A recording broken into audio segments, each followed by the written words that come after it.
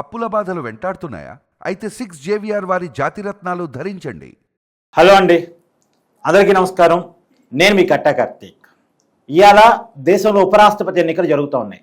ఆయా కూటముల్లో ఉన్న పార్టీలు ఆయా కూటములు బలపరిచిన అభ్యర్థులకు ఓటేస్తూ ఉన్నాయి. ఇప్పుడు తెలుగు రాష్ట్రాల్లో ఎన్డీఏ కూటమిలో ఉన్నటువంటి టీడీపీ, జనసేన ఎన్డీఏ కూటమి అభ్యర్థి అయినటువంటి సిపి రాధాకృష్ణన్కి మద్దతిస్తూ ఓటేస్తూ ఉన్నాయి. తర్వాత ఏ కూటమిలో లేని బీఆర్ఎస్ తెలుగు గడ్డ మీద తమ రైతులకి యూరియా ఎవరిస్తే వాళ్ళకే మద్దతు ఇస్తామని ప్రకటించాయి. యూరియా ఎవరు ఇస్తామని ప్రకటన చేయకపోవటం వల్ల వాళ్ళు ఎన్నికలను బైకాట్ చేస్తున్నట్టు ప్రకటించారు. కాంగ్రెస్ పార్టీ ఇండియా కూటమి మద్దతు ఇస్తున్నటువంటి వాళ్ళ అభ్యర్థి సుదర్శన్ రెడ్డికి సపోర్ట్ చేస్తా ఉంది. సుదర్శన్ రెడ్డి తెలుగువాడు. నిజానికి ఇద్దరు వ్యక్తుల మధ్య పోటీ కాదు, రెండు ఆలోచనల మధ్య పోటీ. ఈ రెండు ఆలోచనల మధ్య పోటీలో తెలుగు వాడైనటువంటి సుదర్శన్ రెడ్డిని వదిలిపెట్టేసి, ప్రోగ్రెసివ్ థాట్ ఉన్న సుదర్శన్ రెడ్డిని వదిలిపెట్టేసి సిపి రాధాకృష్ణన్ ఎన్డీఏ అభ్యర్థికి వైసీపీ ఎందుకు సపోర్ట్ చేస్తుంది? నిజానికి వైసీపీ ఆలోచన progressive thought. YSR Congress party అనే వైఎస్ రాజశేఖర రెడ్డి గారి పేరుని పార్టీ పేరులో వచ్చేలా ప్లాన్ చేసుకున్నారు. నిజానికి అబ్రివేషన్లో యువజన శ్రామిక రైతు కాంగ్రెస్ పార్టీ అయినప్పటికీ కూడా రాజశేఖర రెడ్డి గారి ఆశయాల కోసం పుట్టిన పార్టీగా చెప్తా ఉంటారు. వైఎస్ఆర్ కాంగ్రెస్ అంటే వైఎస్ఆర్ అంటే ఆయన కాంగ్రెస్ వాది, కరుడు గట్టే బీజేపీ వ్యతిరేకి. మరి ఎందుకు ఇవాళ బీజేపీ ఎన్డీఏ అభ్యర్థికి వైసీపీ సపోర్ట్ చేస్తుంది? నిజానికి వైసీపీ ఏమీ ఎన్డీఏ కూటమిలో లేదు. పైగా ఎన్డీఏ కూటమి చేతుల్లో ఓడిపోయింది. ఎన్డీఏ కూటమికి వ్యతిరేకంగా పోటీ చేసింది. మరి ఎందుకు ఎన్డీఏ కూటమి అభ్యర్థికి అన్కండిషనల్గా సపోర్ట్ చేస్తుంది అనేది మాట్లాడుకునేటువంటి ప్రయత్నం చేద్దాం. ఏది రాజకీయ వారసత్వం, ఏది వైఎస్ఆర్ వారసత్వం అనేది ఇలా పెద్ద చర్చ జరుగుతుంది. ఉండవెల్లి అరుణ్ కుమార్ లాంటి వాళ్ళు కూడా మాట్లాడుతున్నారు. నేను కూడా ప్రముఖ విశ్లేషకుడు అంకంరావు గారు ఉన్నారు, ఆయనతో మాట్లాడుకునే ప్రయత్నం చేద్దాం. సార్ నమస్కారం. నమస్తే సార్, పొద్దున్న లేస్తే వైఎస్ఆర్ వారసత్వం అని చెప్పుకుంటారు. ఆయన ఆశయాల కోసం పుట్టిన పార్టీ అని చెప్పుకుంటూ ఉంటారు. ఆయనేమో పుట్టు కాంగ్రెస్ వాది, చనిపోయేవారు కాంగ్రెస్ వాది. కానీ ఈయన ప్రోగ్రెసివ్ థాట్ ఉన్న తెలుగు వారైన సుదర్శన్ రెడ్డి వదిలిపెట్టేసి సిపి రాధాకృష్ణన్ ఆర్ఎస్ఎస్ భావాజాలం బ్యాక్గ్రౌండ్ ఉన్న వ్యక్తికి జగన్మోహన్ రెడ్డి ఎందుకు సపోర్ట్ చేస్తున్నాడు అంటే? ఇప్పుడు మీరు తండ్రికి వారసుడు, ఇతను వైఎస్ రాజశేఖర రెడ్డికి వారసుడు, వైఎస్ రాజశేఖర రెడ్డి పేరుతోటి అంటే అది కాకపోయినా మీరు అన్నట్టు యువజన శ్రామిక రైతు పార్టీ అయినా కూడా దాన్ని వైఎస్ఆర్ అంటే మామూలుగా అక్షరాలు ముందు తీసుకొని అవును వైఎస్ఆర్ పార్టీగా ఆయన బొమ్మ పెట్టుకొని వీళ్ళు ముందుకెళ్ళినమాట వాస్తవం. అవును. అంటే ఏకాడికి వైఎస్ రాజశేఖర రెడ్డి వారసుడుగానే రాజకీయాల్లోకి వచ్చాడు. అవును. ఈయన రాజకీయ ఉద్యమాలు చేసి రాజకీయ నాయకుడిగా ఎదగలేదు. అవును. లేదంటే విద్యార్థి నాయకుడిగా రాజకీయాల్లో ఎదగలేదు. మరి ఏ విధంగా లేకుండా కూడా ఎలా వచ్చింది అంటే రాజశేఖర రెడ్డి కొడుకుగా. సందేహం కూడా ఏమి లేదు. 2009లో కాంగ్రెస్ పార్టీ తరఫున ఇతను లోక్సభ సభ్యుడు. అవును. వాళ్ళ తండ్రి చనిపోయిన తర్వాత ఇతని మీద ఉన్నటువంటి అభియోగాలను దృష్టిలో పెట్టుకొని మామూలుగా వాళ్ళు ఇతని మీద కేసులు పెట్టిన సందర్భంగా ఆ పార్టీని వ్యతిరేకించి బయటకు వచ్చాడు. అవును. బయటకు వచ్చినప్పుడు కూడా తండ్రి బొమ్మాయి పెట్టుకున్నాడు. అవును. మొన్నటిదాకా ఎన్నికల్లో గెలిచేంత వరకు తండ్రి బొమ్మనే అడ్డం పెట్టుకున్నాడు. గెలిచిన తర్వాత తండ్రిది ఏముంది, నా గురించే ఓట్లు వేశారు వీళ్ళంతా, కాబట్టి తండ్రి లేకుండా నేను వెళ్దాం అనుకున్నాడు. ఏం జరిగిందో చూశారు. అంటే ఇక్కడ ప్రజలు చాలా స్పష్టంగా ఇతను రాజశేఖర రెడ్డికి వారసుడు కాదు ఆ నిర్ణయానికి వచ్చారు. మన పులివెందులలో అన్నింటిలో కూడా ఇక మొన్న 2024 ఎన్నికల నుంచి ఇతను రాజశేఖర రెడ్డి వారసుడు కాదు అని చెప్పారు. వాళ్ళ అభిమానులందరూ కూడా తీర్మానం అయితే చేసుకున్నారు గట్టిగా. అందుట్లో ఎలాంటి సందేహం కూడా ఏం లేదు. ఈరోజు అతను ఎన్నుకున్న విధానం చూసుకుంటా అంటే మీరు అన్నట్టు ఆర్ఎస్ఎస్, భారతీయ జనతా పార్టీను ఆర్ఎస్ఎస్, జనసంఘం వీళ్ళంతా వేరు వేరు కాదు. అవును, మూడు ఒకటే. మరి బజరంగ దళ కావచ్చు, విశ్వ హిందూ పరిషత్ కావచ్చు, వీళ్ళందరూ కూడా భారతీయ జనతా పార్టీకి అనుకూలం. దాంట్లోంచి పుట్టిందే భారతీయ జనతా పార్టీ. అవును, ప్రత్యేకత అయితే కాదు. అవును. మరి రాజశేఖర రెడ్డి జీవించినంత కాలం కూడా ఆ పార్టీని వ్యతిరేకించాడు, ఆ మూలాలను వ్యతిరేకించాడు. అవును. అతను పక్కా క్రిస్టియన్, దాన్ని ఇతరు కొనసాగిస్తానే ఉన్నాడు. అవును. కాబట్టి అక్కడ అతను ఎక్కడ కూడా ఈ భారతీయ జనతా పార్టీకి అనుకూలంగా కావచ్చు, అతని మీద కాంగ్రెస్ పార్టీలో ఉంటూ కాంగ్రెస్ మీదే పోరాడాడు తప్ప, ఆ తర్వాత భారతీయ జనతా పార్టీ మీద పోరాడాడు తప్ప ఏ రోజు కూడా భారతీయ జనతా పార్టీకి అనుకూలంగా అతను లేడు. కానీ ఇతను రాజకీయ జీవితమే చూసుకోండి. రాజకీయ పార్టీ పెట్టిన తర్వాత ఇతను రాజకీయ జీవితమే చూసుకోండి.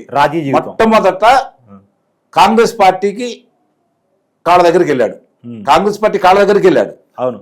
జైల్లోంచి బయటకు వచ్చేలా వెళ్ళి ప్రణబ్ ముఖర్జీ గారికి ఓటేశాడు. అవును.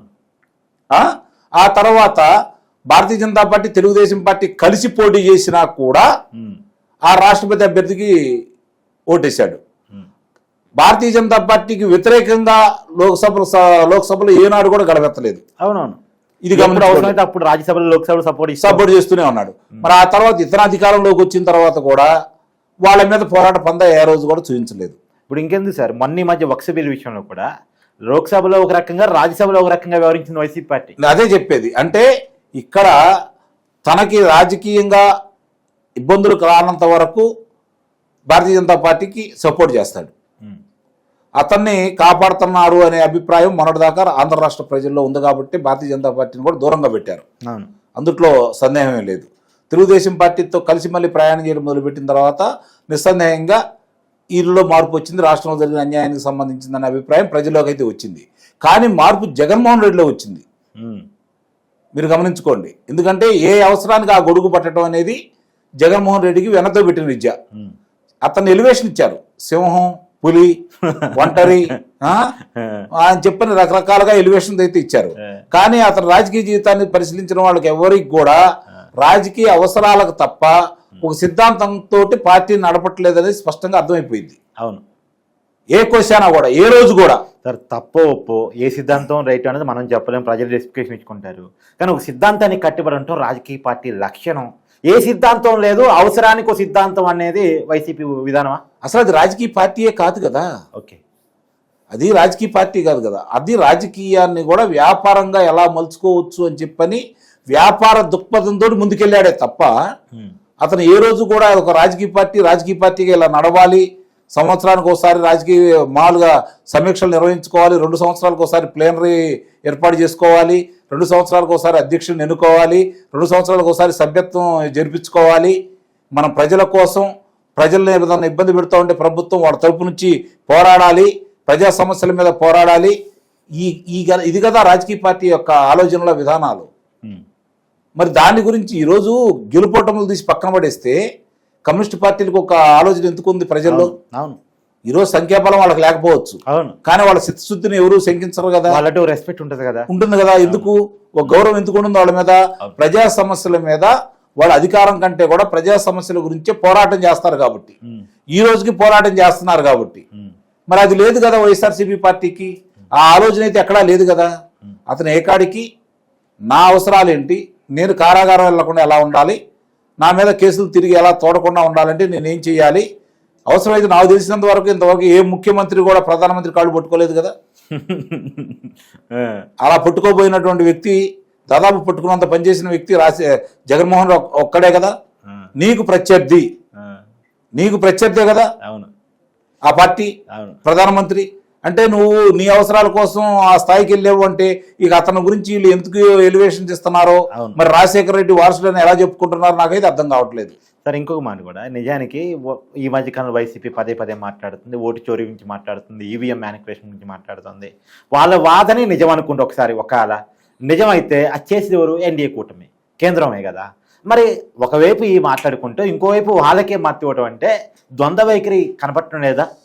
అంటే ఇప్పుడు పోలీసు అని చూసి దొంగకి ఎంత భయం ఉంటుంది? అవును, ఈరోజు కేంద్రంలో ఉన్నటువంటి పార్టీని కాదని తన మీద ఇన్ని అభియోగాలు ఉన్న తర్వాత, నేను ఇందాక నా సిద్ధాంతం కోసం అతను రాజకీయాల్లోకి రాలేదు, రాజకీయ పార్టీ యొక్క ప్రస్థానాన్ని అతను కొనసాగించట్లేదు.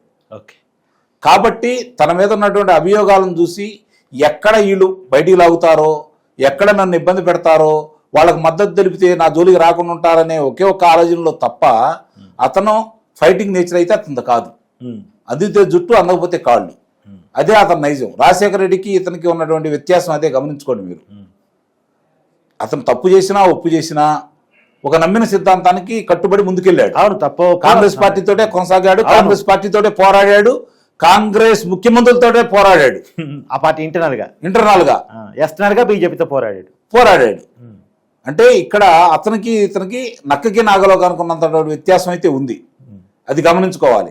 కాకపోతే ఏంటంటే అతని అవసరాల కోసం ఇప్పుడు మళ్ళీ అతన్ని బండకేసి బాధారు కాబట్టి రాష్ట్ర ప్రజలు మళ్ళీ వాళ్ళ నాన్న బొమ్మ పెట్టుకొని ఏదో సింపతి తెచ్చుకుందామని మళ్ళీ ఆయన వారసుడిగా చెప్పుకోవడం కోసం ప్రయత్నం చేస్తున్నాడే తప్ప అతని రాజశేఖర్ రెడ్డికి వారసుడు జగన్మోహన్ రెడ్డి అయితే కాదు. అది కాంగ్రెస్ పార్టీ వాళ్ళు ఎవరన్నా మాట్లాడుకుంటే చెల్లుతుందేమో కానీ, లేదంటే ఇప్పుడు షర్మిల దాన్ని నేను ఆయన వారసురాలని అని చెప్తే నమ్మొచ్చు. కానీ జగన్మోహన్ రెడ్డిని మాత్రం రాజశేఖర రెడ్డి వారసుడు అనే మాట మాట్లాడటం సబబు కాదనేది నా యొక్క అభిప్రాయం. Thank you sir.